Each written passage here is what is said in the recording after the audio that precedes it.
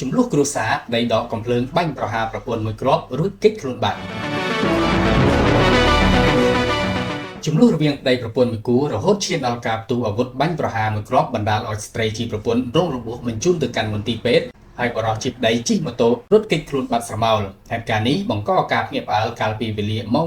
9:30 នាទីយប់នាថ្ងៃទី 5 ខែមិថុនាឆ្នាំ 2025 ស្ថិតនៅតាមបណ្ដោយផ្លូវលេខ 15 កែង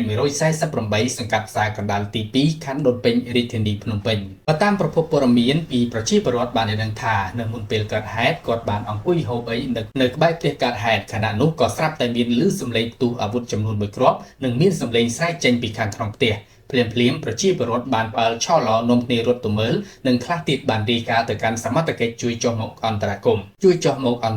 ស្របពេលនោះប្រជាពលរដ្ឋបានប្រទះឃើញស្ត្រីរងគ្រោះហូរឈាមជោកហើយក៏ហៅម៉ូតូកង់3ដើម្បីដឹកបញ្ជូនទៅសង្គ្រោះនៅមន្ទីរពេទ្យតែម្ដងចំណែកឯបុរសជាប្តីបានជិះម៉ូតូរត់គេចខ្លួនបាត់ស្រមោលទោះបីជាយ៉ាងណានៅក្នុងហេតុការណ៍បាញ់ប្រហារពីសំណាក់បុរសជាប្តីមកលើប្រពន្ធនេះគេនៅមិនទាន់ដឹងពីមូលហេតុនៅឡើយទេខណៈកម្លាំងសមត្ថកិច្ចកំពុងបើកការស្រាវជ្រាវរកជនដៃដល់ដើម្បីយកមកកសាងសាកសួរតាមនីតិវិធី